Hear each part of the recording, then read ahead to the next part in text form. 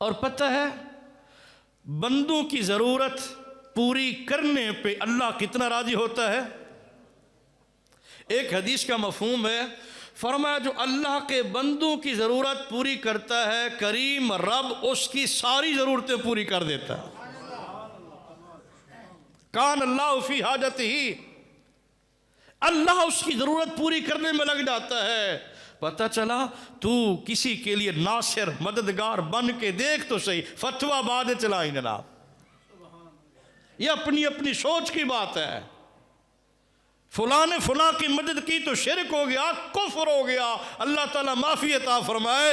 امام الانبیاء نے ارشاد فرمایا تو کسی کی ضرورت کو پورا کر کے دیکھ تو صحیح، کسی کا تو ظاہری مددگار بن کے دیکھ تو صحیح، کان اللہ فی حاجتہ، تو کسی کی مدد کر کریم رب تیری مدد کرے گا۔ جو تیرے پاس دیا ہوا یہ تیرا ہے ہی نہیں، آیا تھا تو کیا لے کے تو آیا تھا؟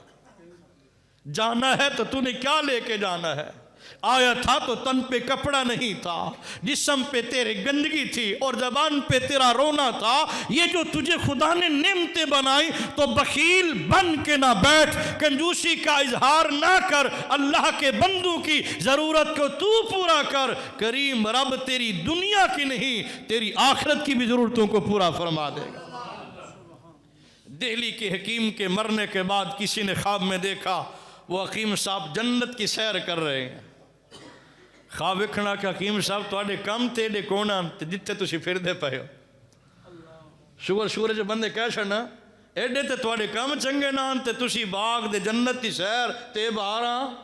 حکیم صاحب نے فرمایا واقعی جو آپ کہہ رہے ہیں میں اس قابل نہیں تھا، یہ کریم رب کی رحمت ہوئی، اللہ نے اس قابل بنا دیا۔ کیسے اللہ نے تمہیں جنت کا مالک بنا؟ کہا میں حکیم تھا تو اس دنیا میں ہوتے ہوئے میرے پاس بندے کھوٹے سکے لے کے آتے تھے، میں نے کبھی کھوٹے سکے لے کے آنے والوں کو بھی خالی نہیں بھیجا تھا۔ کھوٹے سکے رکھ لینے تے دوائی دے چھڑنی جناب، میں نے کبھی کسی بندے کو خالی نہیں لٹایا تھا۔ وہ سکے جمع ہوتے رہے۔ جب میرا مرنے کا وقت قریب آیا تو میں نے بیوی کو کہا بلی لوگے یہ تو ہیں کھوٹے، تیرے تو کام کے ہے نہیں، انہیں میرے کفن کے ساتھ باندھ دینا۔ وہ دہلی کا حکیم کہتا ہے بیوی نے وصیت پہ عمل کرتے ہوئے کھوٹے سکے کفن میں باندھ لیے۔ جب میں کریم اللہ کے دربار میں پیش ہوا رب نے فرمایا دہلی کا حکیم بڑا تیرا نام تھا، بندوں کی شکل دیکھ کے تو مرض بتا دیتا تھا، بڑا تیرا نام اور شہرت، کیا لایا ہے میرے دربار میں؟ ہے کوئی نیکی تیرے پاس؟ حکیم کہتا ہے میں رو پڑا، عرض کی ربا کھوٹے سکے لے آیا ہوں، کھوٹے سکے لایا ہوں، اللہ کچھ نہیں ہے میرے پاس۔ بے نیاز میں تیرے بندوں کو خالی واپس نہیں لٹاتا تھا، ان کو کچھ دے کے بھیجتا تھا۔ وہ کھوٹی عبادت، کھوٹے سجدے اور کھوٹے ارادے لے کے آیا ہوں۔ رب نے فرمایا تو میرا بندہ ہو کے میرے بندوں کو خالی نہ لٹائے، میں تو پھر کریم ہوں، تجھے کیسے خالی لٹاؤں؟ جا تیرے لیے معافی کا اعلان ہے، جنت کے دروازے کھلے ہیں۔ اشرکی نے عدل کرے تے تھر تھر کمبن، اچیاں شانہ والے ہو، فضل کرے تے بخشے جامن، اسام ورگے مکالے ہو۔ یہ مخلوق خدا کا یہ جو درد ہے، جو انسانیت کا یہ جو درد ہے، جب قلب مومن میں بیدار ہوتا ہے، خدا کی عزت کی قسم، پھر تسبیح کی حلاوت بھی بڑھ جاتی ہے، سجدے کی حلاوت بھی بڑھ جاتی ہے، قرآن کریم پڑھنے کی جو چاشنی ہے وہ بھی کریم اللہ بڑھا دیتا ہے، بشرط ہے کہ اس کے بندوں کے درد میں دکھ میں شامل ہو کے بندہ دیکھے تو صحیح ہے۔ اور انسانیت بھی اسی چیز کا نام ہے، یہ نہیں کہ جو آئے بس اپنے اور اپنوں کے لیے نہیں، انسانیت۔ محبوب کریم صلی اللہ علیہ وسلم کے والعصر کے دور کے اندر ایک یہودی کا بچہ جس کا والد فوت ہو گیا، دنیا سے چل بسا، انتہائی مفلسی، تنگ دستی، فقر و فاقہ، کہ اس کے گھر کے اندر کپڑوں کا بھی نام و نشان نہیں تھا۔ وہ اپنے شکے چچا کے پاس گیا اور ماں سے کہا، اور چچا کو کہا کہ میری ماں کے لیے ایک چادر ہی دے دے جس سے وہ میری ماں اپنا تن چھپا سکے، جسم چھپا سکے۔ اس نے دے تھپڑ مارا ایسی تیسی، آیا تو کدھر ہے مانگنے کے لیے؟ وہ روتا ہوا جب اس گھر سے باہر نکلا نا تو راستے میں امام الانبیاء کا غلام شہابی اس سے مل گیا. دیکھا بچہ رو رہا ہے, پوچھا خیریت ہے بیٹا, رو رہے ہو؟ کہا باپ دنیا سے چل بسا. چاچے کے پاس گیا, سوالی بن کے سوال کیا تو وہ بجائے کچھ دینے کے اس نے مجھے مارا. اس نے کہا تو گیا ہی غلط جگہ پہ ہے, تو نے جانا تھا زہرا کے بابے کی بارگاہ میں, تو نے امام الانبیاء کی بارگاہ میں جانا تھا, وہاں تو نے سوال کرنا تھا, تو کیسے چچا کے پاس چلا گیا؟ تو میں خونی رشتہ سمجھ کے کہ میرے والد کے بعد ان کا بھائی ہو گیا میرا چچا, اور تو کوئی سہارا نہیں تھا. کہا نہیں, تو نے حضور کی بارگاہ میں جانا تھا. کہا چلو پہلے اپنی ماں سے مشورہ کر لیتا ہوں, پھر حضور کی بارگاہ میں حاضر ہوتا ہوں.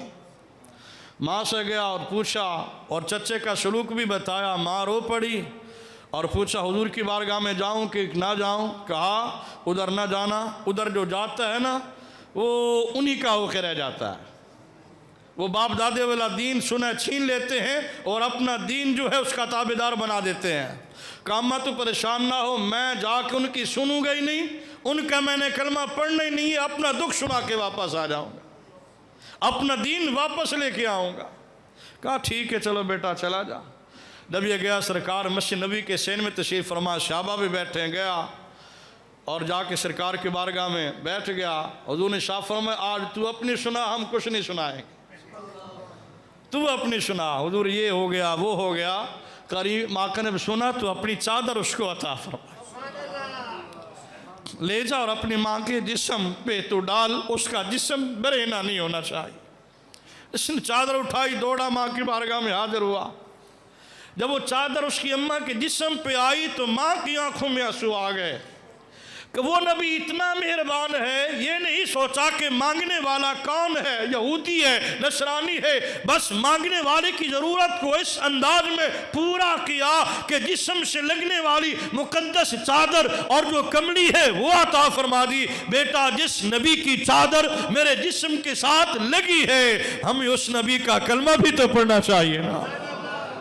یہ ہے انسانیت اور یہ ہے محبت کا انداز. آج ہی انداز ہمارا اپنوں کے لیے نہیں ہے, چاہے جائے کہ ہم غیروں کے لیے یہ انداز اپنائیں. جو قریبی ہوتے ہیں, ساتھ پیدا ہونے والے ہوتے ہیں, جو محلے دار ہوتے ہیں, جو ساتھ نماز پڑھنے والے ہوتے ہیں, کام کرنے والے ہوتے ہیں, ہمارا یہ انداز ان کے لیے بھی.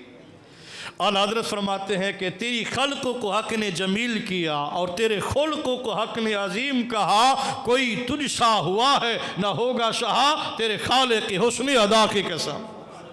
اس لیے اللہ بھی مددگار ہے, اللہ کا پیارا محبوب بھی مددگار ہے, اور مومن ایک دوسرے کے بھی مددگار ہیں جب یہ ضرورت کو پورا کرتے ہیں. آقا نے شاہ فرمایا تم کسی ایک کی ضرورت کو پورا کرو, میرا کریم رب تمہاری ساری ضرورتوں کو پورا کر دے گا. حضور کے چچا زاد بھائی ہیں حضرت عبداللہ بن عباس رضی اللہ تعالیٰ عنہ, مفسر قرآن بھی ہیں, تفسیر ابن عباس کے مصنف ہیں. سرکار نے اپنی دعا سے بہت زیادہ ان کو نوازا, سینے سے لگایا, دعائیں دی. اللہم فقہہ فی الدین, اللہ دین کی سمجھ میرے اس چچا زاد کو عطا فرما. یہ مسجد نبوی کے اندر اعتکاف بیٹھے تھے, رمضان شریف کا اعتکاف اور مسجد نبوی کا اعتکاف. کسی نے آ کے ان کو اپنا دکھ سنایا. کیا سنایا؟ دکھ سنایا. جناب فلاں بندے کے ساتھ میرا کام ہے, اگر آپ چلیں گے تو میرا کام ہو جائے گا. اب رمضان شریف ہے, مسجد نبوی کا اعتکاف ہے, اعتکاف بیٹھے تھے, اس بندے کا دکھ سنا تو ساتھ ہی تیاری کر لی, چل بھائی تیرے ساتھ میں چلتا ہوں. صاحب ذرا یہ اکیلے تو اعتکاف نہیں بیٹھے تھے.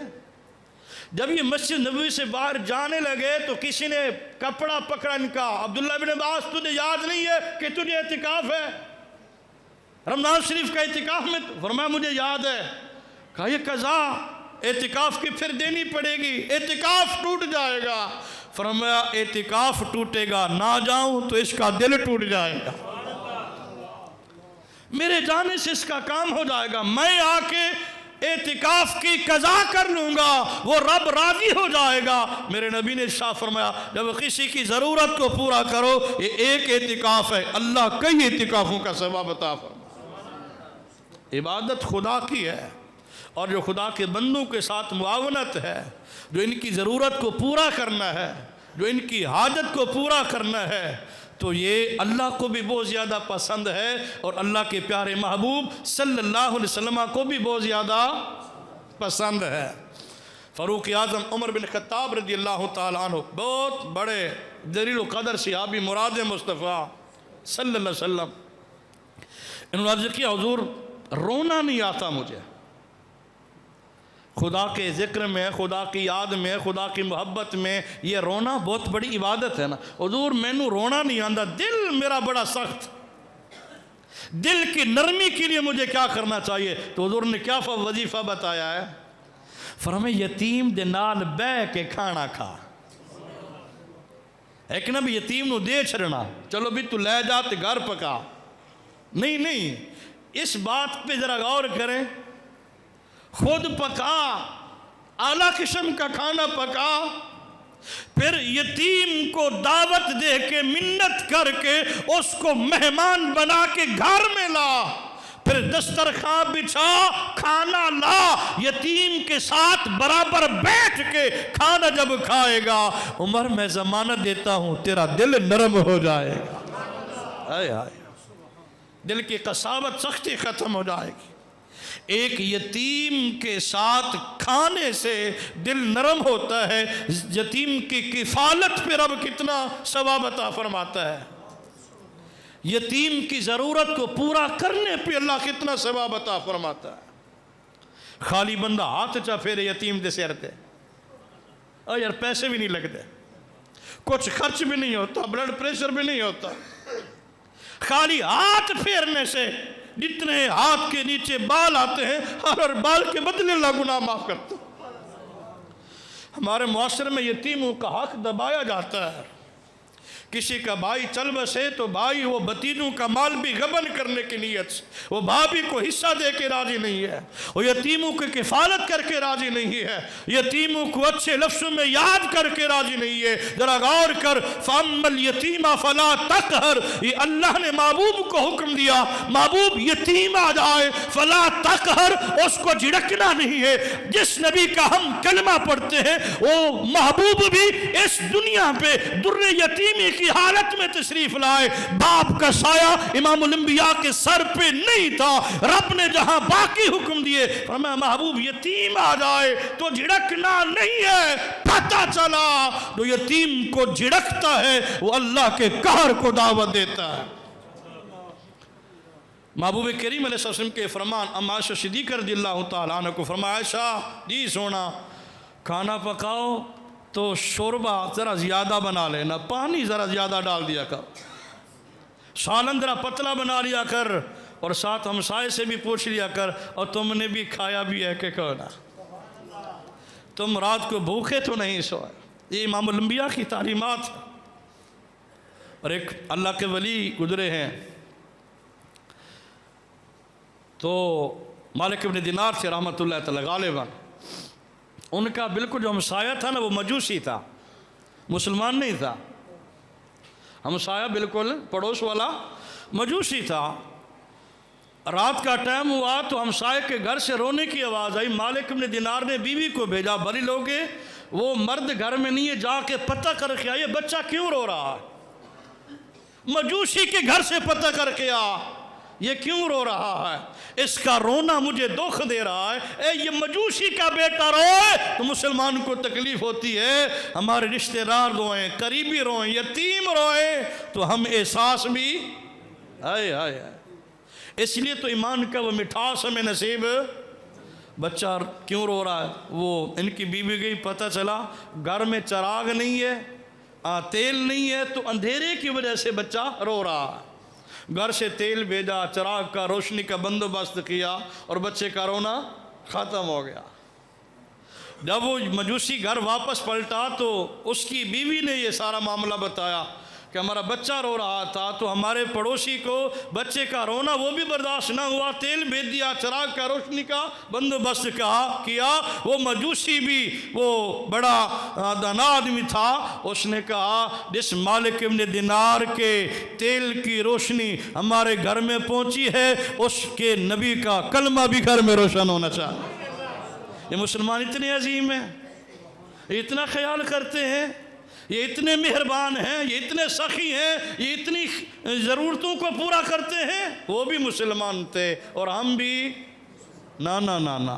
یہ کلمے کی حلاوت اور کلمے کا مٹھاس محسوس دل کو تب ہوگا جب اللہ کے بندوں کی ضرورت کو پورا کریں گے، ان کی حاجت کو پورا کریں گے، صرف اللہ اور اس کے پیارے محبوب صلی اللہ علیہ وسلم کی رضا کی خاطر۔